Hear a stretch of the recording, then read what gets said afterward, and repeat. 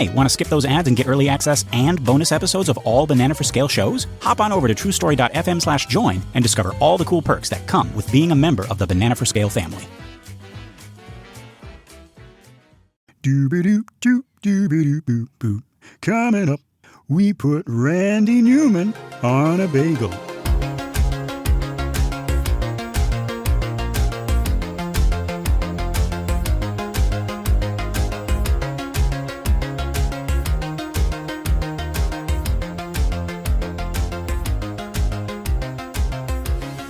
Greetings, Verse Jumpers. I'm not Lester Ryan Clark. And I'm not Keenan Diaz. We're another version of them from another universe, and this is another episode of Every Minute of Everything Everywhere All at Once, a show where we attempt to explain, evaluate, enlighten, and elucidate the Academy Award-winning film Everything Everywhere All at Once.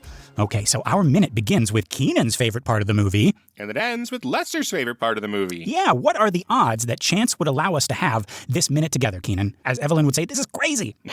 This minute is the one that made me want to do this as a Movies by Minute show. I kept on thinking about this minute, or this little scene, rather, with Evelyn and Deirdre. Not even a minute, come to find. I thought it was longer, but now I think that's just my mind, like, filling in the rest of the world with false memories. Speaking of which, we got Evelyn's false memory coming to glorious animatronic life in this minute as well. Folks, if you're still wondering why we've been so obsessed with raccoons, here's your answer.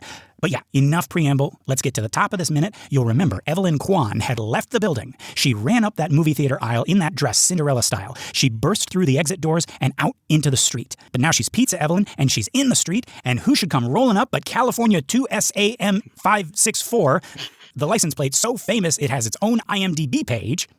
It hits Evelyn so hard, all the other Evelyns feel it, including Opera Evelyn, who collapses on stage. And that's where we open today. We got Gong Gong already on stage, running as best he can to help her. He's calling her name in Cantonese, asking if she's okay, but she gets up on her own and pushes past him, exiting stage left. I like this final shot here, but I don't know what it means, if it means anything. At first, we were in the audience looking up at them on the stage, but as she walks off, we cut, so we're on stage behind that ornamental archway, the one that is clearly a circle, and we got Evelyn leaving the circle, leaving Gong Gong alone. I have thoughts about it, but I wanted to see if you had some that were maybe better formed than mine. About symbolism or anything here? Yeah, about this last shot we have. I wasn't picking up on any, so I'm gladly defer to you on that. I love that we are looking out at the audience from the performer's point of view, even though, like a lot of stage performances, you can't really see the audience because the lights are kind of blurring all their faces out. And that is actually a blessing. Yeah, it's a blessing. Yes, absolutely. But yeah, what are you thinking about this big circle archway shot? Well, so yeah, it's a circle. We have seen each of the family members either alone within a circle or together. Some of them have both, right? Both Evelyn and Wayman have appeared in those little mirrors. And of course, we got the mirror in the beginning of our film with our three main family members. This might be the only circle we've seen Gong Gong in. This is also the only universe we've seen where he is a loving father. And I really like the idea that on some level, Evelyn knows she could stay here in this circle with her father who loves her. Very tempting just to stay. But instead, she chooses to leave that circle and go after Joy. What do you think? Yeah, the wonders of this movie is that we aren't sure entirely as we get these little tiny snippets. Like, are we seeing this Evelyn in the opera universe operating Opera Evelyn here? Or is this our Evelyn, right, the audience surrogate going through and so is this action she does here what the opera Evelyn would have done? Or is it our Evelyn? Or is it a combination of both of them? Right. Which is just fascinating. So She does this wonderful thing here where, Gong Gong reaches out for her. And before we move on to what Evelyn's doing here, right, it's this very kind of sad, I know, you see the warmth here from Gong Gong, which is there, but it's also this really sad kind of idea of oh, geez, your father could have loved you if you were just an entirely different person. Your father could have loved you if you, or let's say your mother, Evelyn, could have loved you, Joy, if you were straight, she could have loved you in the way that you needed to be loved, if only things were slightly different, right? Yeah. So yeah, but should we be mad at this Gong Gong for loving his daughter? No, not really, right? For him, it's not conditional. For him, it's not I love you because you didn't turn out to be the loser from the other universe. He's not even aware of. Yeah. Right. Yeah. Exactly. And also, it might be. I mean, geez, now I kind of feel like I'm playing devil's advocate here, but that's our job on the other show, The Devil's Details. Yes. FM. Absolutely. But no, I mean, what if it's we're talking about all these little random chances. What if this is the universe where he is forced to be closer and take more intimate care of his daughter, and that teaches him to be the person that he is. So it's not a condition of like, oh, she became a famous singer and now I love her. It's the situation rolled out so that I have to have a much closer, like I'm forced to have a much closer relationship with her, and I've grown closer because I've had to like tend to her and and help her and everything.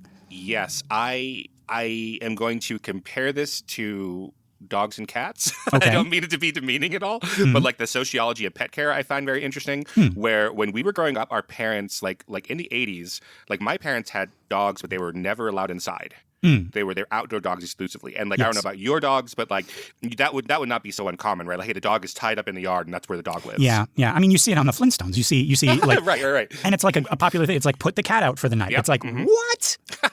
Yeah, bring the dog inside only at night. but my parents literally had like the dogs never came inside, not even at night. And that's very uncommon. And so like a big reason it turns out, like what sociologists think about, like how we take care of our pets and veterinarians think, is that like we started like, culturally sort of shaming people who would like leave their dogs and cats out like all day, et cetera, like never let them inside. Yeah. And so just us being around them more has changed the way that we think of them.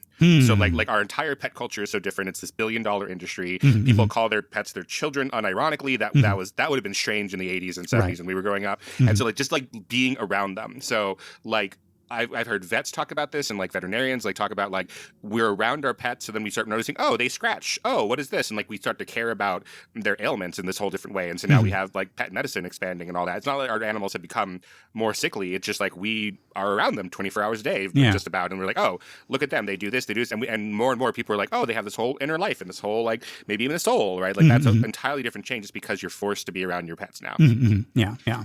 And I've heard this in my personal life. I was going to talk about someone, I think it's too private of a story, but like someone who ended up having to care for their ex, where I don't want to get into the details, but I had a friend who was like, they'd broken up with their ex, and then the ex got in some medical trouble, and then they were the only ones around. So then this person ended up kind of like moving back in, and like they didn't want to be together anymore, but like being forced to have to like help them go to the bathroom and take a shower and stuff. It was like, wow, like I had this whole understanding for this person that I didn't have before. That was just impossible for me to see them the same way as potentially Gong Gong is doing here with Evelyn. Opera Gong Gong and Opera Evelyn. Right, exactly.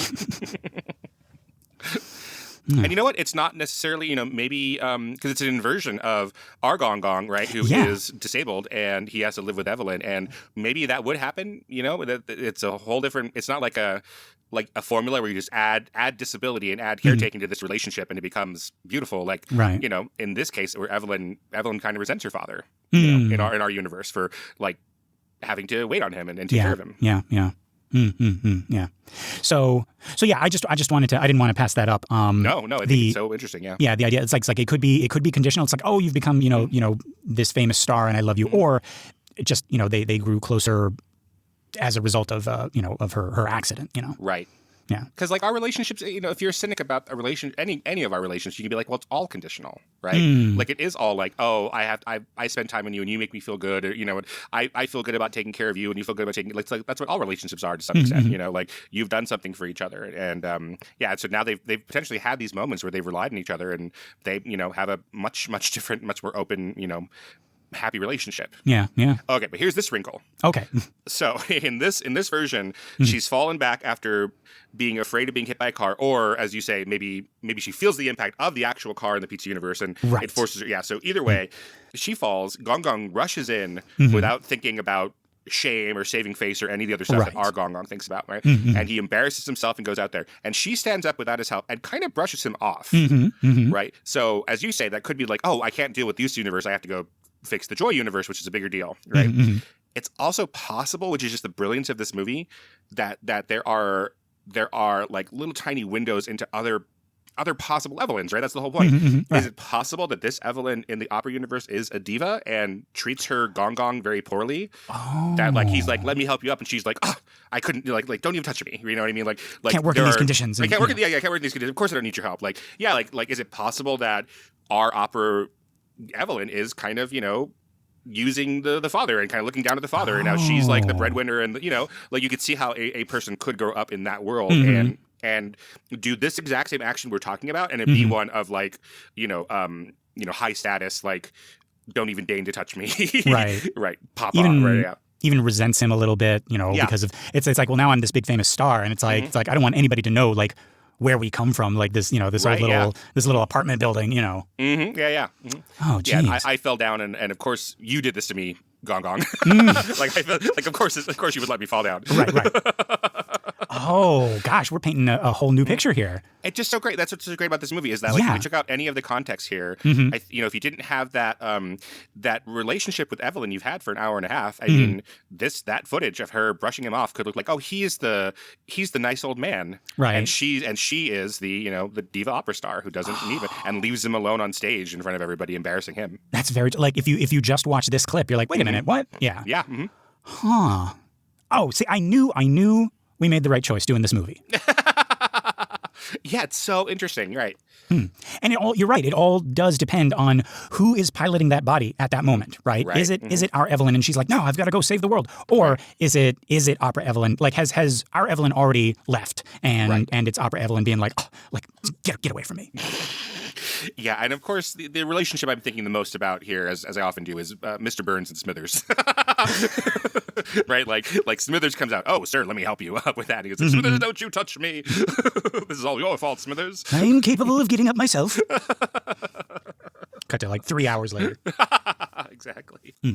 But what do you think of the kind of like the leaving the circle imagery and all that? I love it. I think it's a great idea. Yeah. So in this one, he's part of this loving family circle imagery with the mirrors. I think it's great. So for you, so you don't necessarily read this as a black circle here, and this is the bagel. It's kind of a nice kind of dreamy circle, I suppose. Much more like the mirror at the beginning. Yeah, I went straight to like the temptation aspect. It was like, oh, you could stay here. Like this is the perfect one. This is the one where Gong Gong loves you, and all that. And she gives that up because joy is more important. Right. But yeah, folks, we follow Evelyn out of that circle and into the teppanyaki kitchen. And now she's Teppanyaki Evelyn.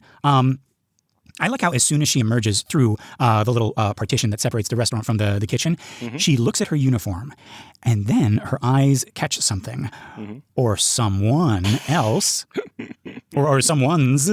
And before we even see who she's looking at, we've been hearing them singing.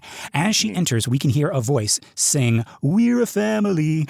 And then another, much deeper voice respond, "Culinarily." Which the first voice repeats, and as they both sing, "Now we're cooking," we pan out and reveal Chad. What are you doing here? Evelyn's rival in this universe. And Keenan, I've actually been waiting for this minute. Because if you look really hard, I think there is another hidden raccoon in this minute. Oh, no, where? Yeah. If you look really hard, Chad has a raccoon perched on his head. Chad!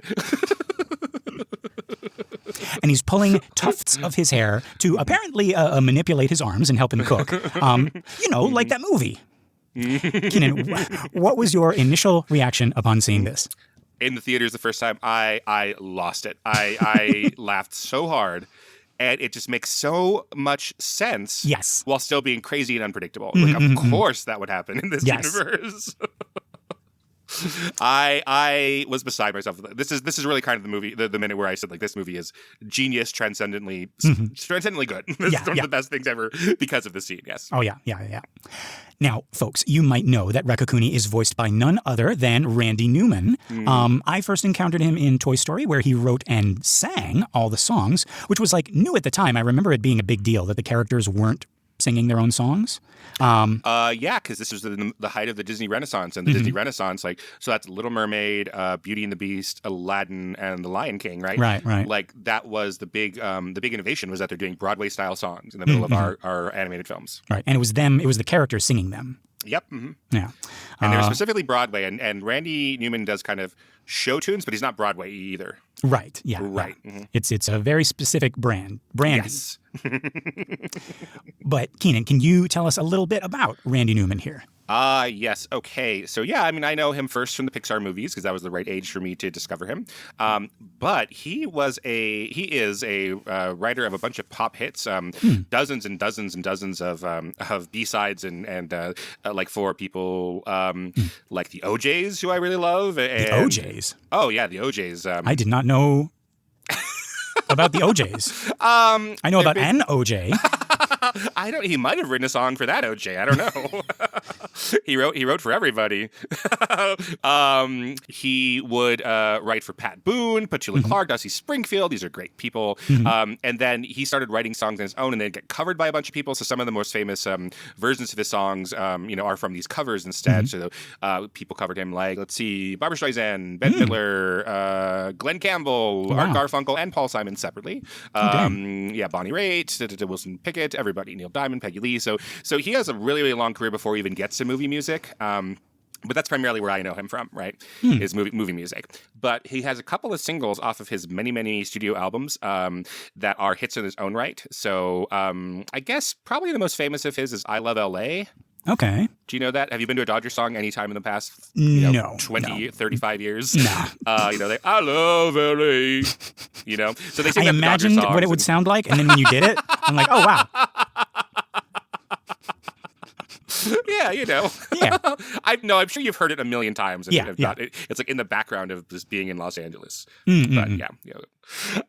And then he has a couple of really very different kind of songs that are, I guess they're more like cult songs. So like his song Short People. Okay. So you really don't know any of these songs I'm talking about. Okay. I just assumed you would go, oh yeah, okay, great. So you go, okay. Short people got no reason. This is me singing this, Keenan, not okay. So we don't owe Randy Newman any money for this. Okay. This is fair use. I think like Randy Newman is a special case because you talking in a sing-songy voice, he might come after you. Okay. All right, let me do it again. Short people got no reason.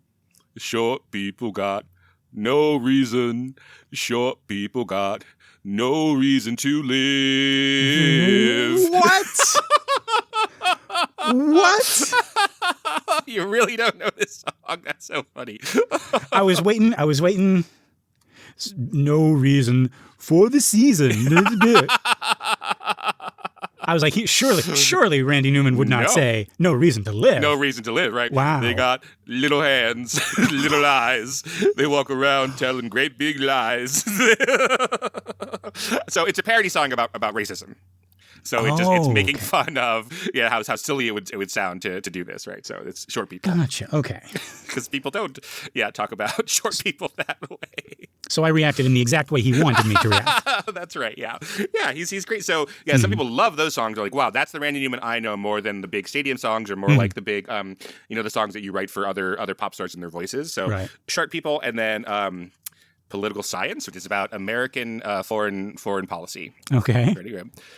Asia's crowded, Europe's too old, Africa's far too hot and Canada's too cold, and South America stole our name. Let's drop the big one, there'll be no one left to blame us. Wow. Okay, I'll talk through these because he sings so slow here. So let's just boom goes London, boom goes Paris. More room for you and more room for me. Every city of the whole world around will just be another American town. Know how peaceful it'll be. We'll set everybody free. You wear a Japanese kimono, babe. There'll be Italian shoes for me. They all hate us anyhow. Let's drop the big one now. Keenan. Mm-hmm. We, at all costs, we absolutely must not let the current administration know about Randy Newman.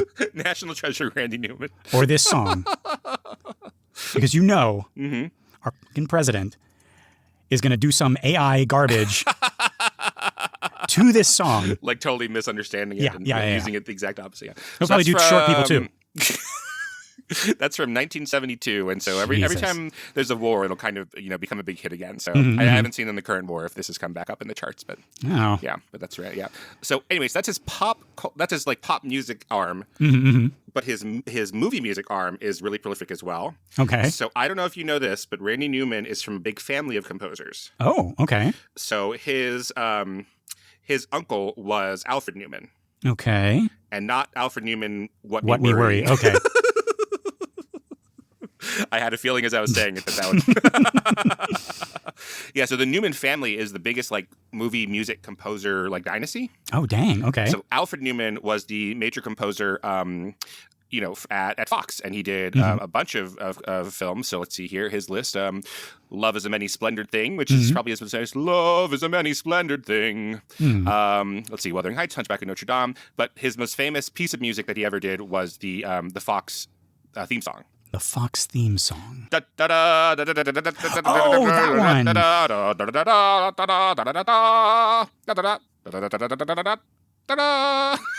There we go. Yeah, you know. I was thinking of Fox News. I was like, no, what? I think Fox News' theme is just sort of like boom, boom, boom. Yeah. It's dangerous out there. It's dangerous out there. Stay inside watching Fox. 24/7. Right. Don't go outside. Don't talk to your loved ones. Fox. They're worried about you. They're lying. You're not brainwashed. They're brainwashed. Right. It just stops being music. It's just a guy shouting. It's, you know. That's right. So anyways, that's his uncle Alfred Newman. Wow. And then his cousin Thomas Newman is a really good composer as well of Finding Nemo and Shawshank Redemption. Dang. Wall-E, The Green Mile, the American Beauty. That's my favorite of his, probably. Oh, jeez. Yeah, so they're from a big dynasty, and there's a bunch of Newmans we're leaving out, but they're kind of the big three of the Newman family. I see. Okay. Yeah. And Randy Newman started composing, so his first movie score is in the 70s for a movie called Cold Turkey that I don't know, but he starts composing really in earnest in the 80s. He does Ragtime, and then his score for The Natural is one of his most famous ones. Yeah, so he's got big movies after that, Parenthood, Awakenings, Maverick, and then, in 1995, he does Toy Story, and that starts him off, while he's still doing live action movies, he becomes like the composer at Pixar.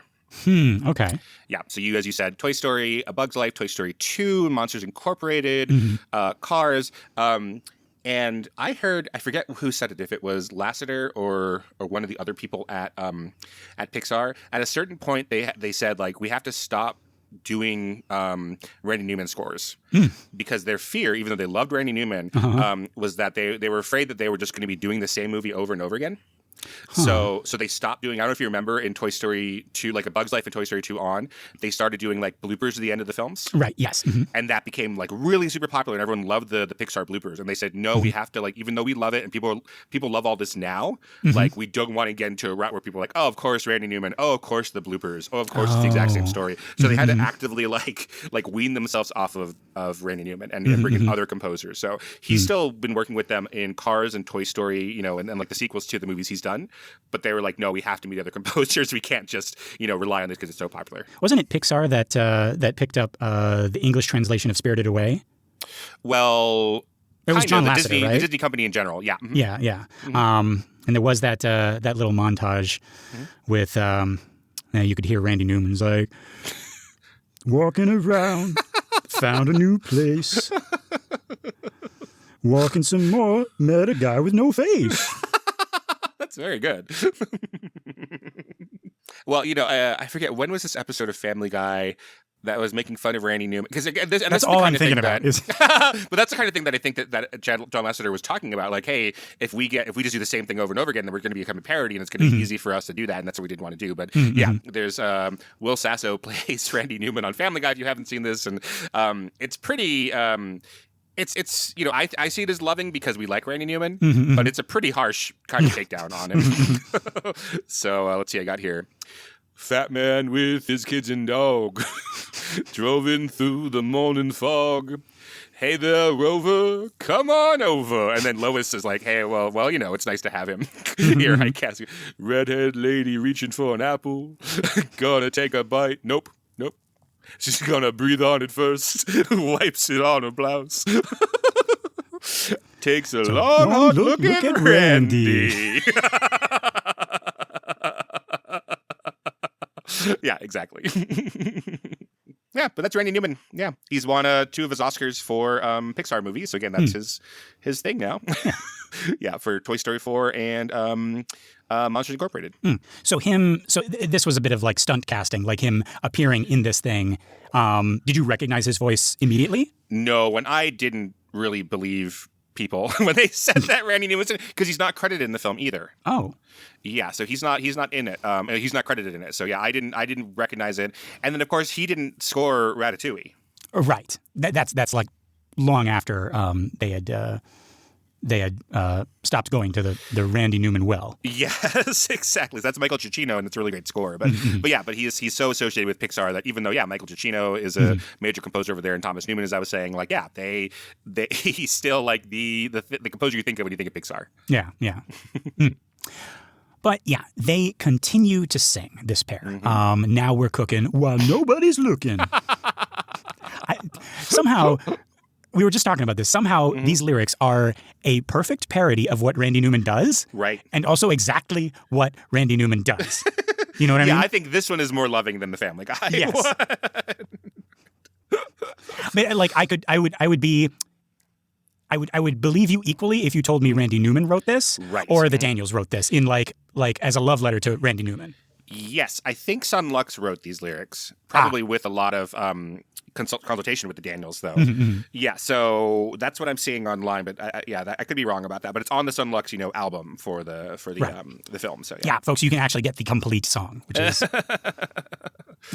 Yeah, but it is exactly what he would do, right? And really clever rhymes within it, right? Like, we're a family, culinarily. That's a very good line. Yeah.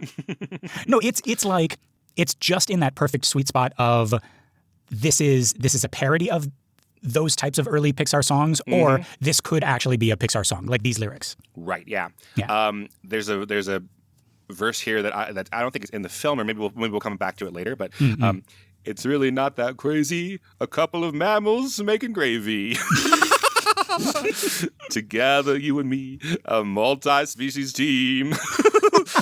Like, it's really good. Yeah, no. I love it. I'm going to be listening to it right after this. Yeah, I think I'm butchering the tune on that one as I'm thinking about all these under Randy Newman ones. But yeah, that's very, very good. And yeah, because no one's asking for it, but it feels like we're jumping in the middle of a movie. Like, I think that for Harry Shum Jr. and for Randy Newman and for the Daniels, like, it has to be as close to a real movie on its own, right? And then, as I said, like, we're going to cut back to these Raccacoonie scenes, and they're super brief, and it takes us through the entire arc of the second half of a Raccacoonie movie, and it breaks my heart. Yeah. Yeah. Both of these like this is the minute of goofy, absurd stuff that is going to eventually break your heart. Right.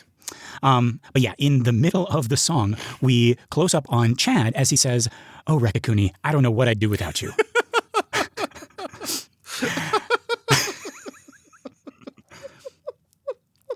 That tickles you a lot. Because again, it's like it's the right thing. If it was the full context of the movie, it wouldn't be funny. Like, that's exactly what you should say. Yeah. But it's just the absurdity. If she's coming in the middle of a film, like they've had a whole 45 of the film minutes. that she misremembered that shouldn't exist. That's what I love. Right, that's even deeper than I'm not even getting at yet. Yeah, yeah, exactly. Like she has. It feels like she's willed the movie into existence. Right. Which isn't exactly true. It's just the universes are infinite, and the silly movie that she came up with, there's actually a matching universe for it. Yeah, there's a live action Ratatouille movie as well out there, like and there's one where it's a hippo, and there's one where it's a spider, and, and all of that. And where it's not Chad, it's Joy, it's not Chad, it's her, it's not Chad, it's J. Edgar Hoover or whoever, Yeah. So but it feels like she's willing. It's Randy Newman. It's always Randy Newman. No, but take that even to its craziest conclusion. Like, there's a universe where Randy Newman is not a pop star, and it is set is Pauly Shore, and then there's some universe branch off of there where Pauly Shore is the voice of all these animals. Oh boy, because it's infinities upon infinities. Yeah. But yeah, all right.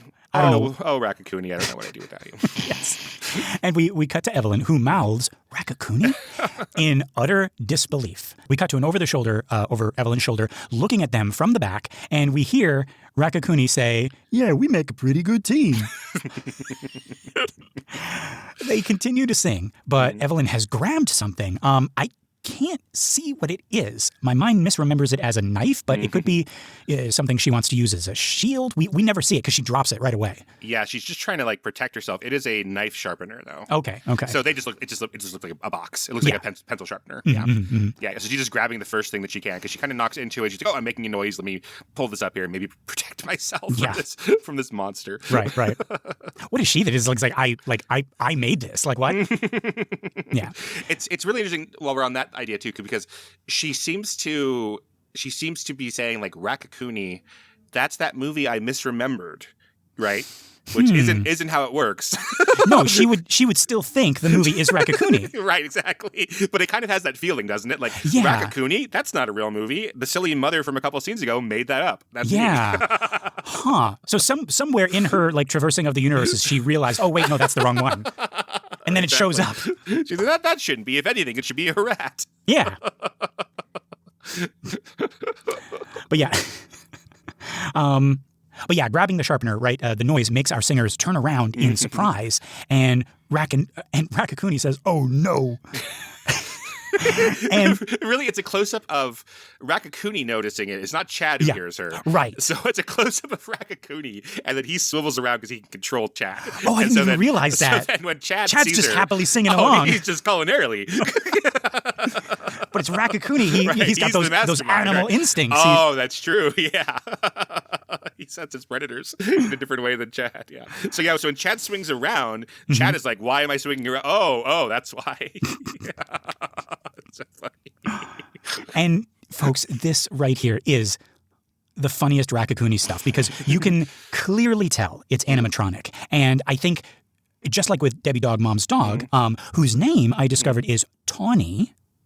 Oh, really? How do you know that? I heard the Daniels say it in the commentary. See, even in the subtitles, it says Johnny. Oh, so really? Even the people who are doing the subtitles are not hearing it properly. So because she said, let me try to recreate a second. Right. Daddy, Daddy. Right. So that's interesting. It's Tawny. Okay. Tawny. Mm-hmm. Yeah. All right. But just like with the obviously fake dog, this obviously fake herky-jerky animatronic raccoon makes the whole thing way more funny. What do you think? Absolutely. Yes. Absolutely. That's right. Now you say it's animatronic. Uh-oh. But as I alluded to earlier, this is a puppet that is made primarily out of a taxidermied a raccoon. So this raccoon was once alive. That was, oh my God. So it's the herky jerkiness that you're saying that's obviously a puppet. Yeah, I think that's totally that's what I meant. I meant puppet. Like yes, absolutely. Yeah. Right. But yeah. So that part, but because the rest of it looks like a real ass raccoon. Yeah. Not one that you've started from scratch and made. You haven't Disneyfied it. No, right, it's not a Jim Henson raccoon. Yeah, exactly. This is a raccoon that has been hollowed out and turned into a puppet. Again, this not is an ex-raccoon. He's pining for the fjords. Yes. Right. So it looks real. It looks in the early parts of the scene fun and happy and hooray. But then when it turns around and gives her this look, it is a real raccoon being caught and is scary. Oh yeah. I didn't even think about that. Oh geez, yeah. It's got its real teeth. So got its real teeth. Oh God. The filmmakers have not gone out and killed a raccoon. I want to be that clear. They didn't hey, we got to go get us Randy one of them Newman raccoons. went out and killed a raccoon. They have a taxidermied raccoon, and I'm sure that they still had to make adjustments because, for instance, its ears move. So its ears can kind of triangulate around. Yeah. Yeah. Do you think if the Daniels had the budget, they would have taken this joke all the way and had the universe look like a Pixar film, and we'd have like a Pixar-style Raccacoonie, but also like a Pixar-style Evelyn and Chad? Do you think that could have been? Like in the like initial writing stages, as soon as they got the like Raccacoonie idea, like that's where my mind would go first. It's like, oh yeah, and then she'll go into the Ratatouille, but not Ratatouille world, and it'll be exactly like that, and that's that'll be the parody. That's really interesting. Like in Enchanted, where Amy Adams is in a full Disney universe and she comes to the real New York, right? But that's an animated universe. So you're saying that the Pixar universe will be animated here, or just like live action, but kind of Pixar-y? No, I think it would be like fully animated, like because you've seen that trope before, where the hero is traversing through different worlds, and it's like now I'm a cartoon, right? I I wonder if that wasn't like early draft idea. Right. That's a dream scenario. Yeah. Mm-hmm. I like that it's in the real world because the surprise that it's in the real world is really great for me. That's one of the things I love about this movie. Yeah. Is that it exists. It's a live action version of it. It kind of makes it into like an Air Bud or some other type of movie gradually as we move along. That we're not like we enter a Pixar movie and then it kind of becomes something else. It's a little bit more, the rules of it are a little bit different from Pixar movies. Mm-hmm, mm-hmm. Yeah, no, you're right. It does become kind of like an Air Buddy type, like the animal who is my friend also, and now the government wants to take him away, and that type of thing. Right. And also, thinking of it now, because we've already seen this universe before, and they would have to animate that part as well, and that would kind of give it away, wouldn't it? Mm-hmm. Yeah. I suppose so. Oh, yeah, I see what you're saying. Yeah, because we've seen him, and we're not supposed to think that this is anything. Yeah. Right. Like if you don't step up, I'm going to give your shifts to Chad, and that's animated also. Chad's animated. Chad. Yeah. Well, no, this is our buddy. Can I just read to you how we introduce Raccacoonie here? Oh, sure. Okay, so it's in the script. Mm-hmm. Evelyn pushes through the prep kitchen door looking for Jobu. Instead, she sees Chad. The young chef has taken off his chef's hat, and sitting on his head is a raccoon pulling his hair. It's Raccacoonie, the talking, cooking raccoon. I like that branding of it. Oh, yeah. The talking, cooking raccoon. I like that. So then it's Raccacoonie and Chad in bold cooking. Now we're cooking while nobody's looking. Raccacoonie notices Evelyn and drops the hair, causing Chad's arm to drop. Raccacoonie, this isn't what it looks like. Chad, please, you can't tell anyone. Please, I'm begging you. And Evelyn, Raccacoonie grabs Chad's hair and puppets him to try and stop Evelyn from leaving. She panics and shuts the door again. End of scene. So we have something quite different happening in our movie, which is great. Yeah. No. This is how an actual raccoon from the wild would behave, I think. Exactly. One with Randy Newman's voice, of course. But yeah, Chad has turned around. They both have. And Chad says, you can't tell anyone. But Raccacoonie makes an executive decision. And he says, she's seen too much. You know what that means. Evelyn puts her hands up in front of her and begins to back away as Raccacoonie pulls on Chad's hair, saying, get her, get her. And Chad's arms begin to flail. Chad says, I'm begging you, but his hand suddenly brandishes a spatula. I love that it's a spatula, by the way, not a knife, right? Right. Mm-hmm. Yeah. But it's a teppanyaki spatula, so it still makes that metal knife sound, right? They used to call that a Snicker snack. I don't know if modern Foley artists still use that term. Oh, for the thing that makes the sound? No, isn't that's just the sound effect. Is a metal making a metal on metal noise, even when it's just against air. Snicker snack? Yeah, that's just what they call the effect. Yeah, Snicker snack. Not a shink? I mean, that almost sounds... never mind. But that's a shing, like that, well, right? Sure, yeah, onomatopoeia, yeah. It's not like you pull it out and you're like, Snicker snack! Right, but just to point this out, because I don't think it's come up on this show yet for us, but this is metal moving through air, but we need the sound effect in the audience. We need it to sound like metal on metal. So, a sword coming out of its leather sheath also makes this noise. Right. Even if there's no reason for it to. Yeah, it's not going to make that sound in real life, Yeah. Yep. And when a gun has the Snicker snack version of a gun, you pick up a gun and it kind of makes it, which is the sound of the gun becoming unsafe to fire, and you should not pull the trigger. Or when you're fending off zombies with a bat and it makes it's like that's right, exactly. Well, I don't know. Maybe people have enough, oomph to. I have never swung a bat so loud that it makes a noise, even when it hits a ball. I know we're going long because we've already been in 2 universes, but this is the time for this, Lester. Okay. So we, way back when, started going through all of the props that were sold at the A24 auctions. Okay. Alrighty. And so now we have seen the most expensive winning bid for any of these. Oh. So more expensive than the Winnebago is the Raccacoonie puppet. Which was a real raccoon, I'm just realizing. the world's richest raccoon in death. Okay. So this is for Asian Mental Health Project. A24 had auctioned this, and this all went to charity. Asian Mental Health Project aims to educate and empower Pan-Asian communities in seeking mental health care. The project offers educational resources, community care initiatives, and grant-based assistance to help make mental health care more approachable for the Pan-Asian/APIDA community. I am presumably part of this community, but I don't know what APIDA means. I guess I'll have to look that up. Asian Pacific Islander No. Asian Pacific Islander, Desi American. That's South Asians. Desi American. Gotcha. Okay, there we go. So that is that. So how much would you pay? How much for would I a 5-pound, 15-inch high Raccacoonie with a little what is the strap for? Oh, the strap is to wear it as a hat. So you could wear this as a hat. The real Does it? Can I move all its little limbs? I'm sure that they're posable, but I don't think I don't see the kind of little erector set you would have in a puppet to make that happen. Okay. So I'm sure you could move them yourself with your hands. As if that's going to affect your bid. Yeah. I don't. Okay, I'm just going to guess. 500,000. That's right. It costs more than a Winnebago. That's true. Okay. But the winning bid, only 5 bidders, and the winning bid was for $90,000. Oh. Well, there we go. Okay. And somebody has that now. Yeah, somebody does. I mean, I literally did post this link to the to this auction to my friend saying how much could we get together to generally to Oh, this is the one you wanted? Jointly win the of course. To jointly win that, but yeah, even with all of my friends, I don't think we can get $90,000 together, unfortunately. Yeah. Yeah, $90,000 in this economy? That wasn't even a joke. I don't know what. Yeah. Somebody owns it.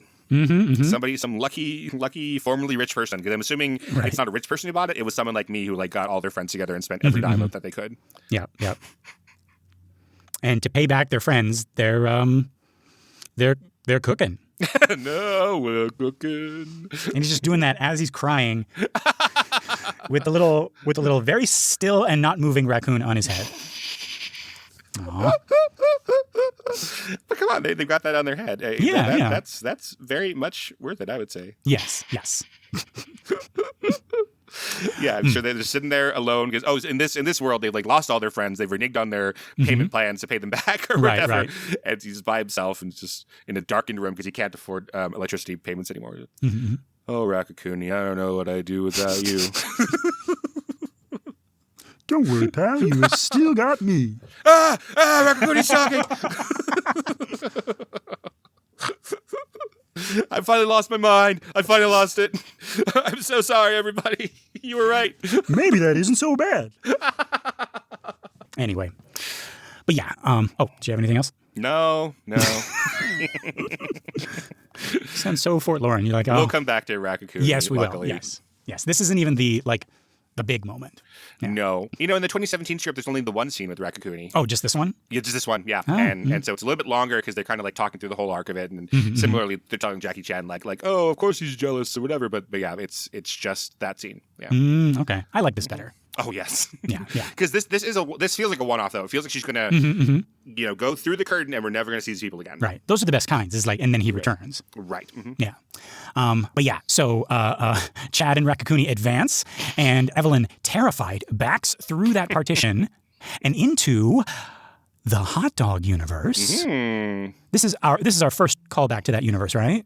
Since we saw them in the laundromat? Right, when Deirdre has put her hands on her and on her shoulders, and Evelyn, is not having it. Yeah. So what you say, you're what is it sometimes you're so warm, sometimes you're so cold. Yes, exactly. And I have something about that. Wonderful. Yeah. I keep feeling like we've seen them in this room before, but I guess it's only because we've been anticipating this scene. Firstly, okay, what exactly is happening in this quick little transition of shots? Evelyn puts her hands up to her eyes, which have been blindfolded, and that's when we see the hot dog fingers. Then we're suddenly in the room with them. We're looking at Evelyn. Her blindfold is off. It's resting down around her neck, and she's looking around at a room which has been made to feel romantic. We've got all these soft candles, some wine on the table, and it's obviously a home. Evelyn's looking around, and behind her, we got Hot Dog Deirdre watching her take it all in, looking hopeful, looking like she can barely contain herself. So it is their home, right? We've been right about that. This isn't one of their homes and the other one has come over, right? I'm only asking because of what is about to happen. Right. So, first of all, this transition is trickier than the transition from the opera universe into the Teppanyaki universe. In that universe, basically, she crosses, presumably, from stage into a curtain, and then she comes out a different curtain in the Teppanyaki universe. Yes. In this one, she is kind of doing that Homer Simpson, like retreating into the bushes, Mm-hmm. but a sweater sleeve or scarf, rather, comes over her eyes, and somebody pulls her through the curtain. Oh, my God. It's very fast, but yeah. So, and then, it's not, then it's also not, so it's not consensual entirely in that respect. She's sort of pulled into it. And then, she is blindfolded, and then we seem to skip forward in time as if like, she isn't just like, walking past a barrier and then she's in another universe. Like, she is brought into this universe. She wakes up from it, and then she's in a different spot than where she thought she was when she's waking up. She's kind of skipping forward. You know what I'm saying? Yeah. Yeah. Is that fair? Yeah. Like, you imagine that Deirdre was like, okay, close your eyes, don't peek, and then like guides her to this particular room. So there was, so we missed some time. Yeah. So she's waking up to this and sort of being partially aware of where she's been, and then largely not aware of where she's been. Like, so, yeah. And I didn't even notice her being grabbed from the, I'm seeing it now. Oh, okay. All right. Yeah, interesting. exactly. So it is their home. Okay. I think it has to be. We don't have a lot of pictures of them, and so we have the pictures of the cats, right? Right. And then this one took me a while before I actually saw what this is, because this is the same set that they make the Wong's house in. So right. I'm seeing the positioning of the doorways looks familiar. Yeah, and it's hard for me to really see that because it's such a different look to it, like lighting wise, production design wise. But there's like the built-in cabinets in the kitchen, and then and the bar area where we've been spending some time there. And then we're at the sort of dining room table-y area, and like this couple uses it for actually eating. Our couple, in the Wong's house, uses it for storage. Like, everything is used for storage. That is this the room with the table with all the receipts? Yeah, exactly. Okay. So I read that this was the same set, and I was like, oh, that's interesting. They use the same set to make Deirdre and Evelyn's house. But no, what it's saying is they also live above the laundromat. They live in the same apartment. So it's not just like, oh, across town they also have the same. They also have an apartment, and we just use the same set. Like, no, we're saying that they have switched lives entirely with Evelyn and Waymond. So it's not to like save money. It's like, oh, did you know they use the same set? It's like, no, they are actually in the same living space. Right. So I don't know. Yeah, I don't know how much the audience is aware of that, because again, it had to be pointed out to me, and then after that, even I was like, are you sure? And now we're looking at minute by minute. I'm like, yeah, it is the same. But yeah. So I don't know. I guess someone on the first or second or third viewing could just not read any of that they don't live above a laundromat. Right. Yeah. Although, I mean, like that was where we first saw them, in the laundromat. Yes. So it makes sense that they also live above there. Yeah. So it's like, in this universe, whose dream was the laundromat? I guess Evelyn's, I suppose, or is like, is Deirdre the Waymond of that world? It seems like, and this is the fishing line I want to untangle in this minute is who is who, and in relation to our world, but also just in this world by itself. Okay, so we both agree this is their home. They live together. Yes, I think so. Okay. So, if they do live together, then Deirdre has done this while Evelyn was out as a sort of surprise. Like set the whole place up with the candles and everything, right? Maybe it's their like anniversary, or it's Evelyn's birthday, right? And she's obviously very excited for Evelyn to see it, and maybe hopeful that she'll like it. Maybe even expectant that she'll like it. Like, of course she would like this. I was reading it the other way. Like they're okay. Like and again, it's I love this movie so much. Because there's like a split second before Evelyn turns around and sees her, and she's got her hands kind of like Deirdre has her hands kind of like up against her chest, and like she's anticipating. It's like, oh, I hope she likes it. I hope I hope she like appreciates the surprise or something like that, right? Or it could just be it's like, oh, she's gonna love this, and like she's confident that she'll love it, right? And I guess that's another question. I can't remember if we asked this one before, but so far, what we have seen of this world is that this Deirdre is affectionate, she's passionate, she's romantic. What is Hot Dog Evelyn actually like? Because we've only seen Hot Dog Evelyn when our Evelyn is piloting her. Right. And she's always been trying to get away from Deirdre.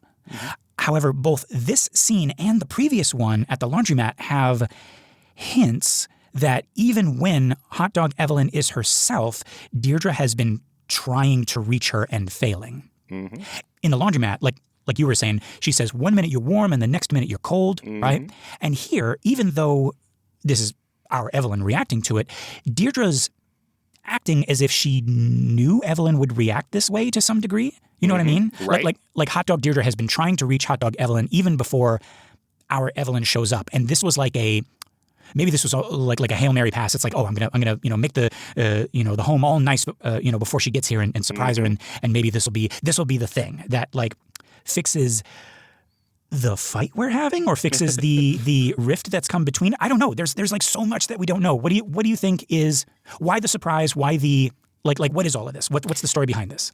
Right. Yeah, that's very interesting. Yeah, because you can't quite explain it all away as saying that Evelyn is sometimes so hot, sometimes so cold, because she's only done that once, right? So what is it? Yeah.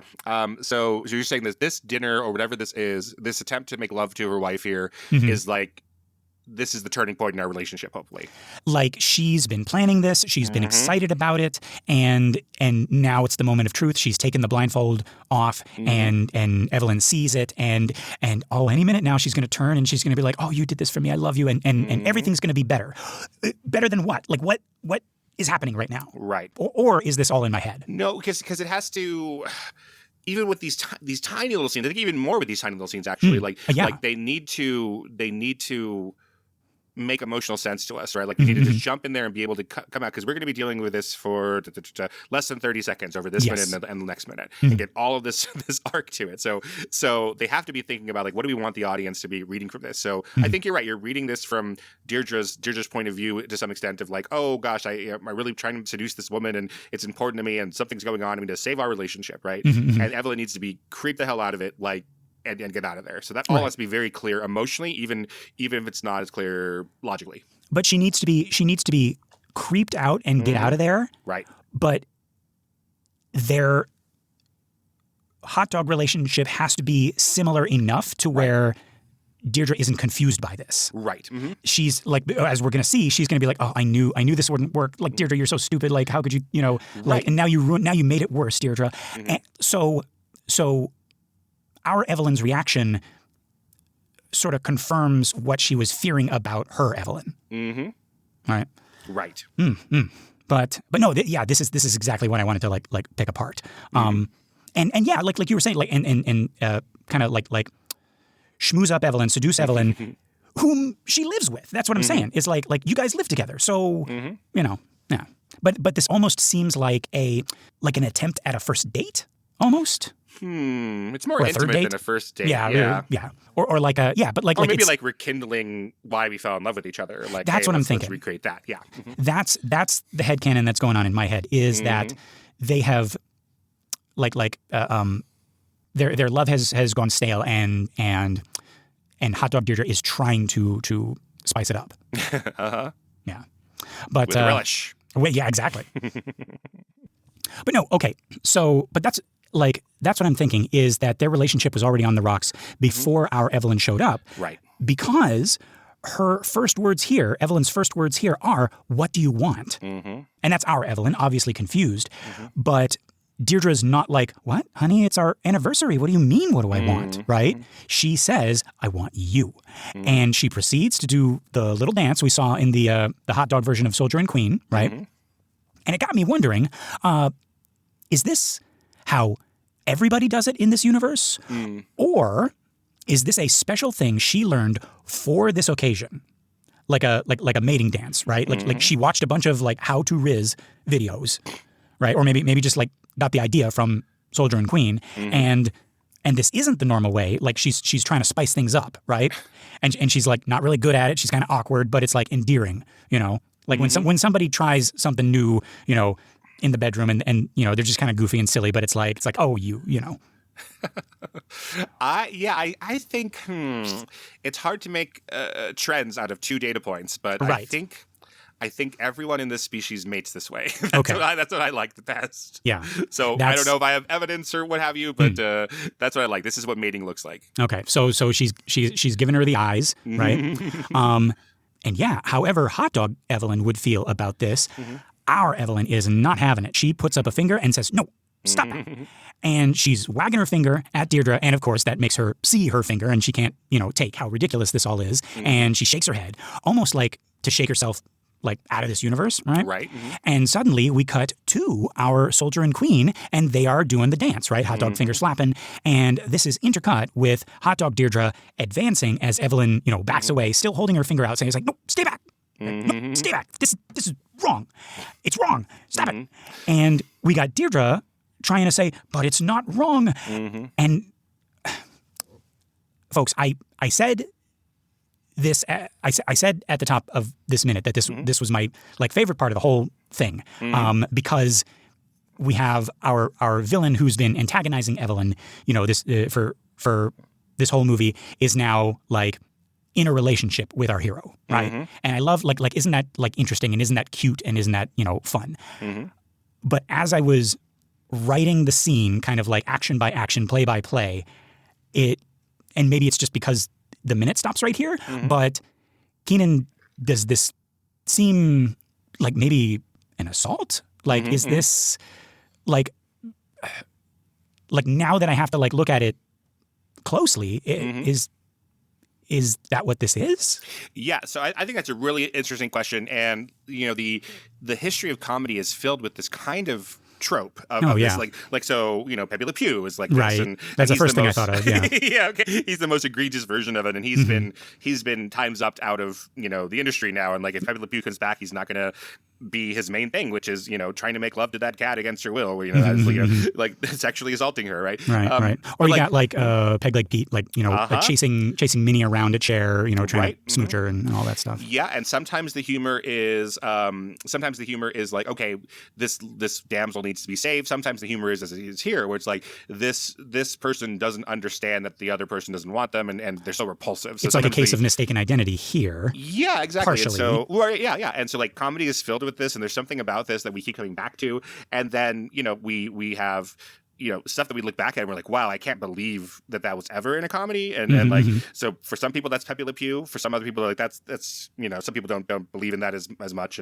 But the Revenge of the Nerds version of that. Oh geez, yeah, that's which is awful. So if you don't know that, so basically he puts on a mask and tells the girl that he is her boyfriend, and they sleep together, which means she's not consenting to sleep with him, she's consenting to sleep with somebody else. And so that's the hero of our movie, raping that person, legal definition wise raping, right? But that was a comedy from 40 years ago, and people were like, wow, what a victory of the nerds over the jocks. Right. And it was kind of what a quirky, he bamboozled them. And and then the woman at the end is like, oh, I like you better than my boyfriend, so it's all cool. Yeah. Right. Instead of you raped me. You bastard. Right? And you're going to jail now, right? Yeah. So, this is something not as extreme as that, but I think it's a legitimate question of why do we think this is funny? I mean, because I'll just say I think we do think this is funny. I think we do go this is a weird situation for her to be in, and it's mistaken identity, and it's bordering on Me Too stuff, but this woman doesn't think that. She doesn't know what's going on at all. Right. Deirdre, I mean. Yes. She's accidentally forcing her to make love to her. Right. And that's why I wanted to know, it's okay, how would actual Hot Dog Evelyn react to this? Right. But I mean, even then, that's not an excuse. That's not right. I caught myself going into circumstances, and it's no circumstance, no circumstance, right. matters. Yeah, but Deirdre could think that, okay, this is my wife, and when we have dates like this, she sleeps with me, but it doesn't mean that she has automatic consent every time. The wife, anyone can rescind consent at any time, and her wife could be like, not today, I don't feel good, and she would have to say oh, I understand. Right. Anything besides that is being coercive. Right, because rape does occur in marriage as well. Absolutely right. And yeah, it's when one party says no, that's it. That's the end. Right. If you're one of our younger listeners, it's so hard for I think us to explain how we did not think that growing up. Yeah. Like we literally did not. And when like literally it would be like, well, that's your girlfriend, and oh, that's your wife, and like and oh, it's just a movie, right? Like it's just a film. They're just a skunk. Like what is this?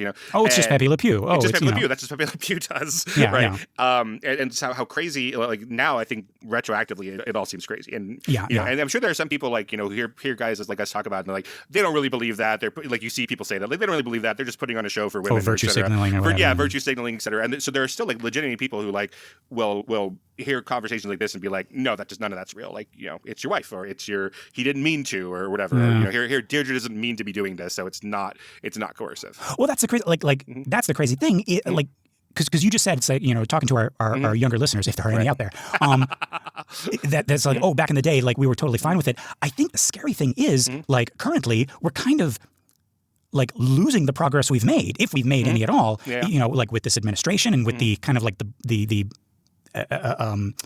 manosphere people, the manosphere and the alpha bro culture and everything like that. That's erasing like any progressive work that we've done. But no, I could not talk about it. As like I say, it's like, oh, this is like the funniest, cutest, like most endearing like part of this movie for me. And then I'm writing out the actions each of them take, and I'm like, wait. Yeah, exactly. I think that's fascinating because like it does not bother me as I watch the movie. But that might be because of the blind spots I have still, and then so again, like maybe in 10 years, you'll be like, oh, what were you thinking? What were these people thinking when they did this? But yeah, or maybe because it goes so fast, or right. Or I mean, like, and again, this is happening in the hot dog universe, right? Right. And the hot dogs are supposed to be like that's the front, right? That's the we're gonna show you this like really emotional relationship, this really heartwarming relationship, but we're gonna trick you and we're gonna put hot dog fingers on them and you'll relax and you'll think it's funny. But I could also see, like it doesn't necessarily cross a line, where it's like that's unrecoverable from, so like you could see if this were, just a straight movie about this married couple, and the wife says, no, I'm not interested, and the other one pushes, and the other one says, no, I'm not, and the other one pushes. And then that in and of itself, like they could recover from that and have like a conversation, and Deirdre could be like hey, I misunderstood and I should have listened to you, et cetera. Like you know what I'm saying? Like so it's not like they've crossed a one of the more red lines, which would be like actually touching her or something like that. You know what I mean? Right. So like, you could see a movie where it's like, hey, this happened, and like, hey, I'm really sorry, I don't know what that was about. I hope I could rebuild trust with you, et cetera. Like that could still happen. So and again, but this is all within 15 seconds. Is the time that we're talking about, and moves so quickly. So maybe in the story of this universe, this is the thing that's kind of like making a rift between them. It's like you always plan these things and you never tell me, and then you try to like force them on me. It's like like maybe I don't want like this big romantic thing. Maybe like maybe you're not thinking of me when you do these things, and you're just trying to be big and romantic and all that stuff. Right. Yeah, and you're expecting sex as a payment for being nice, which sex is not a payment for being nice. Right. That's a legitimate conversation that people have with each other. And again, because this movie is so condensed, maybe a lot of that is what's being communicated, through the telepathy of movies at the end when they do reunite at the end. It's like, hey, I was wrong. Hey, I was wrong. And they do make love, and it still is this transcendent. Like wow, like we've really At the end, it's like they've made love like they've never made love before. Right. It's like has to be that, right? Yeah. Yeah. Man. Yeah. It like, gosh, in how many, how long have we been doing the show? Like, and I've been waiting for this scene, and then this just kind of like blindsides me. It's like, I think this interpretation that I have doesn't necessarily absolve us of this question that you're asking. So I'm glad that you're asking it about like, is this okay if we're really thinking about it, et cetera. But potentially she is accidentally doing the mating dance back to Deirdre. The way the scene is cut, it looks like Evelyn starts doing it like involuntarily, like she can't. Putting up, I like that. Yeah, but I think she's even like putting up her hands and like her like gesticulating, like, "Hey, get away from me!" And like this culture is like part of the mating dance, and that doesn't like get rid of the question you're asking, right? Because it's still pretty unpleasant if you were, that happens in real life if you're getting really serious about like, right. Yeah, you're at a bar and this guy thinks you're flirting with him, but that's exactly the you're really saying no, I don't want to be with you, right? Yeah, exactly. But that is potentially what's going on in the comedy of this. Okay. The way that Deirdre says, but it's not wrong at the end, like her tone, it feels like they've talked about this before. Like it's like, what's wrong with our love? It's not. There's nothing wrong with this. Yes. So. What about that? Like, what's going on with that? Like, I've heard people. Was it you though? Did I hear this from somebody else? Who do I talk to about this movie? Everybody. That it feels like it's about them being gay more than anything else. Like it's not wrong, and like right. she thinks that Evelyn is like saying like I can't do this because I'm at some crisis as a 60-year-old woman now or something where like I can't be gay or something like that. Oh, okay. And then Deirdre is saying it like, no, it's not wrong. Like we can be totally together. Fine love, to be together. Love is love is love is hot dogs is love. Yes. Right. Okay. That. Oh no. Yeah. Now that I'm listening to it, that's how it sounds. Right. But they live together. Yeah. It doesn't really. That's what I keep really on coming make back to. It's like, how does that? They already live together. Right. Are they roommates? And is this? Is that what this is? They're roommates, and this is like the first time? No, it doesn't make any sense because Deirdre comes up to her and puts her arms around her like her wife. Okay, in the laundromat. So okay, yeah. So then, like, it's not. There's nothing wrong. Love is love. That's exactly the tone that she uses. Yes, she does. Yeah, it's like it's okay. But she would know that because they live together. Okay. Yeah. When I started dating a woman after never having dated a woman before and just dating men before that, I was really conflicted by that. Obviously, it was a big change for me. And my best friend, Katie, I was calling her and saying like, oh, I'm dating this woman. I don't know. It's a very odd time in my life right now. And Katie said, well, your attraction to women is okay. It's normal even. Yeah. It's not wrong. Guys, did you hear about Keenan? Whisper, gossip. It was a big deal. There was whisper, gossip. Oh, well, there we go. Yeah. Oh, yes. Yeah. Alrighty. Well, boy, this has been, wow. You know what? I was anticipating having a lot to talk about this scene, and I was not disappointed. Yeah, well, we had 4 different universes to cover, so in 1 minute. In 1 minute. That's 15 seconds for each, right? Yeah, we had pizza, Raccacoonie, no, wait, opera, and hot dogs. Yeah, opera, Raccacoonie, hot dogs. Yeah, right, that's only 3. Opera, pizza. Where's the pizza? Well, she got hit by the pizza. We had to talk about that. No, that was in the last minute. I know, but we had to talk about it. Oh, yeah. Because she got hit by the car. Oi. Okay. Oi. It's complicated. They'll be separated. Anyway, all right. Is there anything else for this? What did we think of this minute? I love it. This is exactly why we're doing the show. Yes. No. This is so much stuff happening. It's nuts. Yeah. You think? 87 minutes, and I'm still unprepared for this minute. Right. This movie is crazy. Cuckoo banana pants. Yeah. But, folks, this has been the 87th minute of Every Minute of Everything Everywhere All at Once. I've been Lester Ryan Clark. You can reach me in all the universes as Lester Ryan Clark. And I've been Keenan Diaz. In your universe, I'm on Instagram and Letterboxd as Howdy Keenan. And we got our Facebook listener group, Banana for Scale. That's a community for all of our shows, including this one. It's a private group. Just request to join and you'll be sucked into the banana. If you want more, consider joining us at truestory.fm/join and look for Banana for Scale. That's us. You get bonus episodes of all our shows, access to our Discord, and you get your episodes a week early and ad-free. Pretty cool. Just $5. If you're not sure about that yet, one thing you can do that's absolutely free and would mean all the universes to us would be to give us a 5-star rating on iTunes or Spotify or wherever you listen to our show. That and sharing the show by word of mouth or on social media is going to help our little podcast grow and find more cool people like you. All right. Just looking forward to next minute. We have at least 7 universes. Oh, geez. Oh, yeah. To skim through just now. There we go. That's this is the collection of minutes that this trend was made for. Yeah. Okay. Time to jump. Oh, you know what? I'm just scrubbing through this thing, looking back on what happened in this minute, and we got Gong Gong, and he's just been left all alone on the stage, and so I'm gonna go up there and be with him, so he's not alone, right? Aww. And I'll be it's like our we lost our act, so I'll be the act, and I will. Well, I'm up on the stage. and it's a different age. Culinarily. Just say that randomly. Yeah. Yeah. So that's that. So that Gong Gong in that world deserves your sympathy? I guess. I don't know. It's well, hey, I mean like deserves is like irrelevant. It's like I just I feel like just looking at I'm looking at the frame here where she has just left and he's out all there. He's out all alone on the stage and I'm just like, "Aw."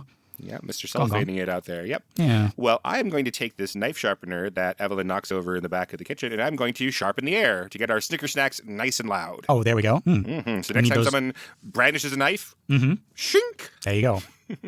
See, you call them Snicker snacks, but then you made the sound. Well, people wouldn't know what you were saying. They would just think that you were a knife being brandished. Yeah. Shink. What was that? Keenan, I gotta go. Somebody's in the studio with a knife. Oh no! And I guess that's kind of the sound effect for Wolverine's blades when they come out in the comics. It's something like that. Like, no, schnick. Yeah, it's schnick. It's snicked. You're right. Yeah, close. Schnick. Schnick. I don't know comics, but I know that. Anyway, why do you know that if you don't know comics? I don't know. Anyway, Keenan, are you thinking what I'm thinking? I think we make a pretty good team, you and me, Lester. Oh, yeah? Oh, Lester, I don't know what I'd do without you. Culinarily. Broadcastly. All right. And with that, folks, we're out. 1, 2, 3.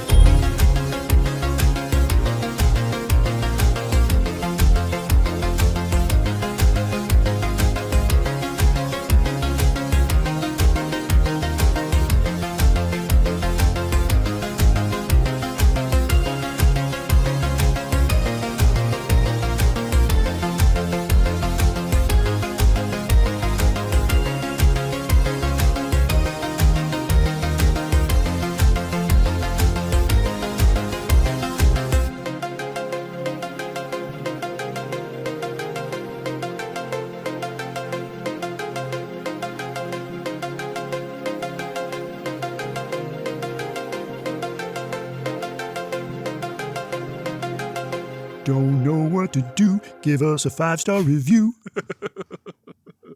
It's Lester and Keenan there, laughing and leaning.